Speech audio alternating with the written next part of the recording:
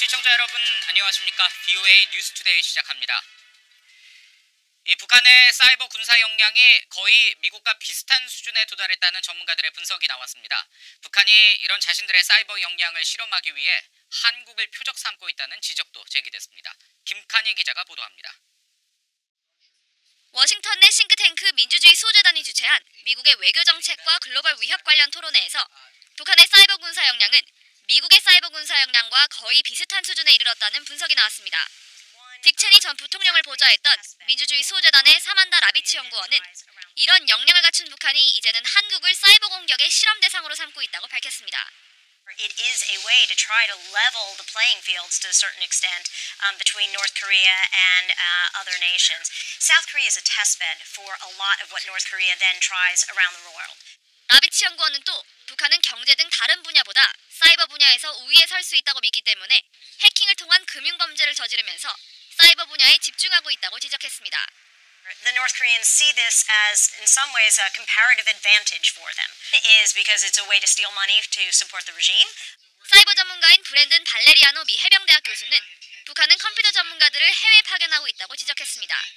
중국, 방글라데시 등에 파견된 이들은 해당 국가가 어디든지 실험 대상으로 삼고 있다면서 북한의 체제는 더 공격적인 사이버 공격을 감행하게 만든다고 말했습니다. The main difference for North Korea is they have limited democratic constraint. They have a lot more latitude to act than other countries do. 발레리아노 교수는 이어 올림픽이나 월드컵 등은 북한이 사이버 역량을 시험할 수 있는 행사라고 지적했습니다. 또 북한은 최근 정권을 위한 자금 마련을 위해 제재를 피하면서 독자 가상화폐 개발에 초점을 맞추고 있지만 체제 지원용인 이런 불법 수단들이 얼마나 많은 돈을 벌 수 있을지는 의문이라고 지적했습니다. VOA 뉴스 김칸희입니다. 북대서양 조약기구 나토가 급증하는 사이버 공격에 대한 방어 능력을 향상하기 위해 2019 나토 사이버 연합훈련을 오는 12월 2일부터 에스토니아에서 진행할 것이라고 밝혔습니다. 이번 훈련은 나토 회원국과 동맹국 간 사이버 방어 능력을 시험하고 악성 프로그램 유포나 소셜미디어, 모바일 기기 해킹 등 당면한 사이버 위협에 대한 대비 태세를 갖추기 위한 것이라고 나토 대변인은 설명했습니다. 앞서 옌스 스톨텐베르크 나토 사무총장은 지난 8월 나토가 매일 의심스러운 사이버 공격을 받고 있다며 북한 등의 사이버 공격에 대응하기 위해 올 가을 사이버 연합훈련을 계획하고 있다고 밝힌 바 있습니다. 콘돌리자 라이스 전 미 국무장관은 미국에 대한 북한의 핵 위협을 차단하기 위해서는 현장 사찰단 파견과 실험 유예가 필요하다고 강조했습니다. 부시 행정부 시절 백악관 국가안보보좌관 등을 지낸 라이스 전 장관은 10일 미 노터데임 대학교 강연에서 북한 핵 프로그램은 국제사회의 우려사안이며 트럼프 행정부 초기에는 북한 핵무기가 미국 서부 해안을 타격할 수 있다는 우려까지 제기됐다고 말했습니다. 그러면서 이런 우려가 현실이 되지 않게 하기 위해선 먼저 사찰단을 북한 핵시설에 파견해 현장 상황을 감시하게 하는 게 필요하며 자신이라면 이를 위해 일부 제재 완화도 기꺼이 수용할 것이라고 말했습니다.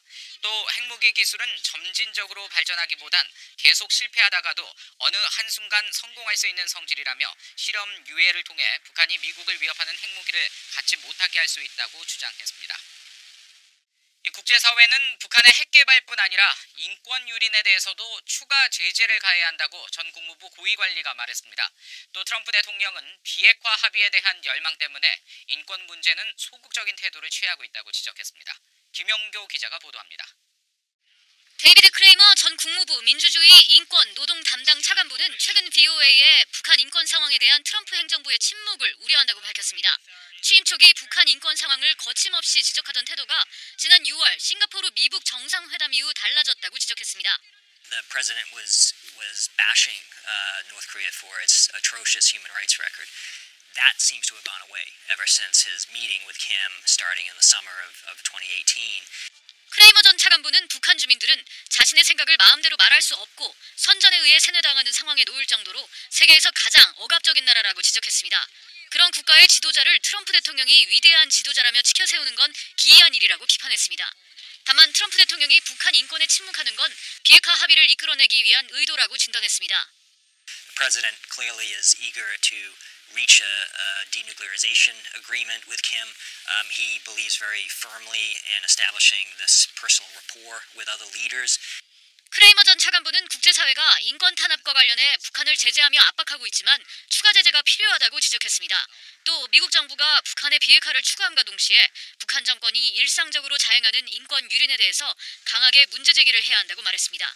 I wouldn't say that North Korea has been immune from international pressure and international sanctions on this front, but I think more can and should be done. 크레이머 전 차관보는 조지 W. 부시 행정부 말기인 2008년부터 2009년까지 민주주의, 인권, 노동 담당 차관보를 역임했습니다.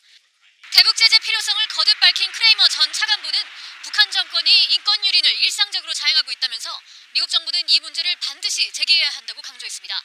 VOA 뉴스 김현경입니다. 북한이 평양에서 열리는 남북한 월드컵 예선전에 한국 취재진과 응원단 입국 요청에 응하지 않고 있다고 한국 정부 측이 밝혔는데요. 국제축구연맹 FIFA는 이번 경기에서 스포츠를 통한 화합이 이루어질 수 있기를 기대한다며 해당 기구와 국가들과 소통하고 있다는 입장을 밝혔습니다. 오택성 기자의 보도입니다. 국제축구연맹 FIFA 대변인실 관계자는 11일 북한 측이 평양에서 열리는 한국과 북한의 월드컵 예선전 경기에 한국 중계진과 취재진 그리고 응원단 등의 입국 요청에 응답하지 않고 있다는 보도와 관련한 입장을 VOA에 보냈습니다. 축구는 축하와 페어플레이 정신으로 사람들을 하나로 통합할 수 있는 독특한 힘을 가지고 있다면서 오는 15일 남북한의 경기에서 이런 일이 이루어지길 기대한다고 밝혔습니다. 스포츠를 통한 화합을 강조한 겁니다. FIFA는 그러면서 경기를 주관하는 아시아 축구 연맹을 비롯해 한국, 북한 측과 소통하고 있다고 설명했습니다. 앞서 북한 축구협회는 지난달 2일 아시아 축구 연맹에 예선전 홈 경기 일정을 전달하면서 한국과의 경기를 10월 15일 오후 5시 30분 평양 김일성 경기장에서 치르겠다고 통보했습니다. 한국의 대한축구협회는 아시아 축구연맹을 통해 북한 축구협회와 선수단의 방북 문제 등을 조율하면서 방송 중계진과 취재진, 응원단 파견 등을 계속 요청해왔지만 아직 아무런 답을 듣지 못했다고 밝혔습니다.